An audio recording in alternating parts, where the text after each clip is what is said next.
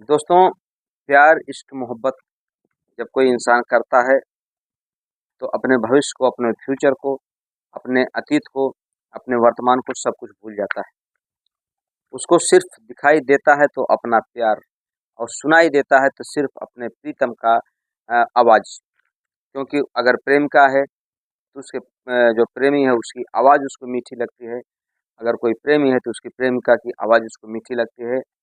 उसके अलावा उसको कोई भी बात अच्छी नहीं लगती, कोई भी दृश्य उसको अच्छा नहीं लगता, सिवाय नज़र जिधर जिधर जाए उधर तू ही नज़र आए।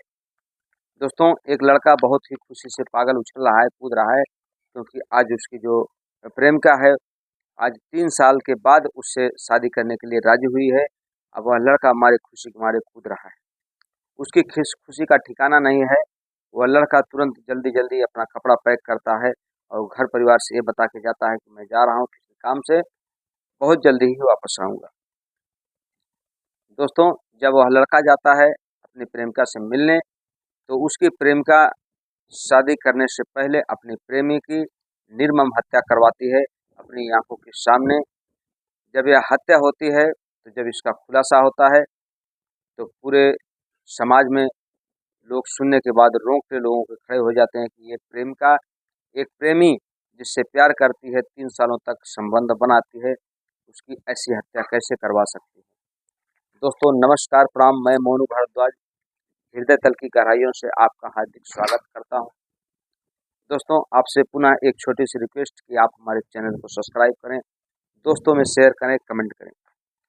दोस्तों, आज की जो सच्ची घटना लेकर आया हूं, ये घटना है बिहार का एक शहर पड़ता है मुजफ्फरपुर। मुजफ्फरपुर का एक शहजाद कॉलोनी है जो सदर थाने के अंतर्गत पड़ती है।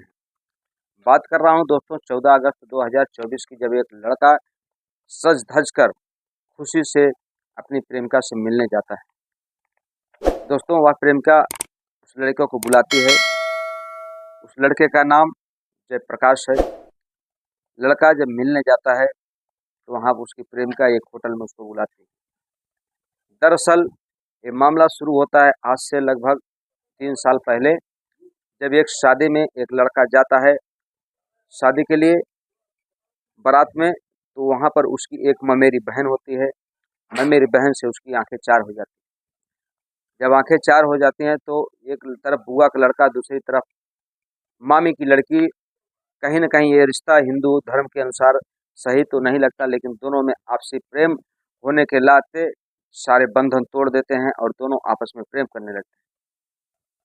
जब इसकी भनक गाँव वालों को लगती है, परिवार वालों को लगती है, तो इसकी मंजूरी समाज भी नहीं देता, न तो परिवार देता है। हद तब हो जाती है जब दोनों एक साथ रहने लगते हैं, चोरी-छिपे मिलने लगते हैं और एक दिन वह लड़का उस लड़की के साथ आपत्तिजनक हालात में एक फ़ोटो खींचता है और फ़ोटो खींचने के बाद सोशल मीडिया पर वायरल कर देता है। जैसे यह मामला सोशल मीडिया पर पहुंचता है तो लड़की के परिवारजनों की लड़की की काफ़ी बदनामी होती है। लड़की उससे 2 से 3 महीने बात नहीं करती, लेकिन एक दिन लड़की के मन में जब विचार आता है कि इसने मेरी इज़्ज़त, मेरी आबरू को मिट्टी में मिला दिया, तो वह लड़की उससे बदला लेने के लिए ठान लेती है और उससे शादी करने के लिए कहती है कि अब आपने मेरी जो इज़्ज़त थी उसको तारन-तार कर दिया, अब मेरे से शादी करेगा कौन? इस नाते अब आप ही शादी कर लीजिए। दोस्तों, तभी जब जब लड़का होटल में पहुँचता है तो लड़की उससे काफ़ी प्रेम से मिलती है और इतना ज़्यादा प्रेम से मिलती है कि लड़का को शंका होने लगती है कि कहीं न कहीं मेरे साथ कुछ अनहोनी होने वाली है। तब वह लड़की से कहता है कि आखिर इतना प्यार तो तुम पहले कभी नहीं जताई जितना प्यार आज तुम जता रही हो। तो लड़की कहती है कि क्योंकि अब आप हमारे दोस्त नहीं, अब आप हमारे प्रेमी नहीं, अब आप हमारे पति होने वाले हैं। दोस्तों, उसके बाद कहती है चलो ठीक है, अब यहाँ से हम लोग चला जाए, कहीं दूर चल, हम दोनों एक दूसरे के हो जाएँ, क्योंकि ये ज़माना हमको मिलने नहीं देगा। लड़का उसकी चिकनी-चुपड़ी बातों में आ जाता है और जब बातों में आ जाता है दोस्तों, तो उसके बाद उस होटल से निकलने के बाद कुछ दूरी पर जब जाते हैं, तो वहाँ पर उसका एक भाई रहता है। उस भाई का नाम होता है रविंदर। तो कहती है ऐसा है कि हमारे एक भाई हैं, चलिए वो हमारी इस प्यार से खुश हैं, हम उनसे चल के कुछ मदद माँगते हैं। उस लड़के को कुछ समझ में नहीं आता, वह लड़का उस लड़की के बहकावे में आ जाता है और रविंदर के रूम पर चला जाता है। जब रविंदर के रूम पे जाते हैं दोस्तों, तो थोड़ी ही देर में बेल बजती है। जब बेल बजती है तो वह लड़की दौड़ कर दरवाज़ा खोलती है, तो देखता है वह लड़का कि जयप्रकाश देखता है कि वहाँ पर लड़की के जीजा, लड़की के बाप, लड़की का भाई हाथों में लाठी डंडे लेकर खड़े हैं। लड़का तुरंत समझ जाता है कि आज हमारी खैर नहीं। उस लड़के को मारते मारते पीटते इतना मारा जाता है कि लड़का मौके पर दम तोड़ देता है।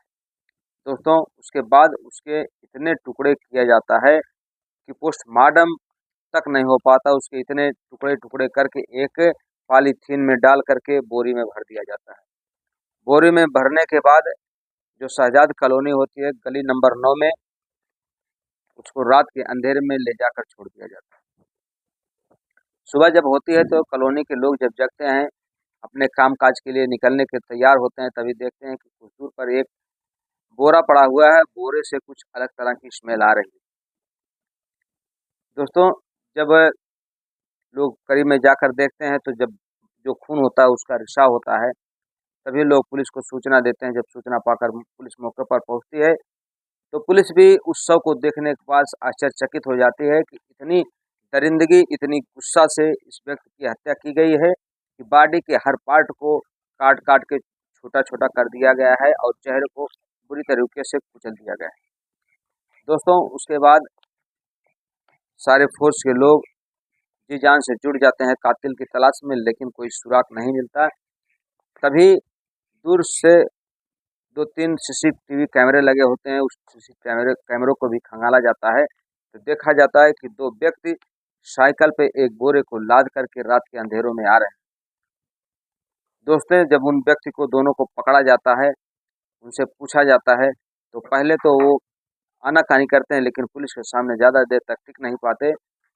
और जब टिक नहीं पाते तो पूरी हकीकत बयां करते हैं। उस लड़की से पूछा जाता है कि आखिर तुमने ऐसा कदम क्यों उठाया? तब वह लड़की बताती है, यह लड़का मेरे बुआ का लड़का है और मेरे साथ ऐसा ऐसा अपराध किया। अपराध करने के बाद मेरा आपत्तिजनक हालत में हम दोनों का एक फ़ोटो खींचा गया और उस फ़ोटो को इन्होंने सोशल मीडिया पर वायरल कर दिया, जिससे मेरे परिवार की काफ़ी थोतू हुई, काफ़ी बदनामी हुई। दोस्तों बदले की आग में वह लड़की, उसके परिवार के लोग एक लड़के की निर्मम हत्या कर देते हैं। अब उसके जीजा को, उस लड़की को, उसके भाई को, उसके बाप को आईपीसी की धारा के अंतर्गत गिरफ्तार किया जाता है। गिरफ्तार करके जेल भेज दिया जाता है। अब आगे का मामला कोर्ट में चल रहा है। जज साहब का फैसला क्या आता है, उनको उम्र कैद की सज़ा होगी या फांसी की सज़ा होगी, आने वाला समय ही बताएगा।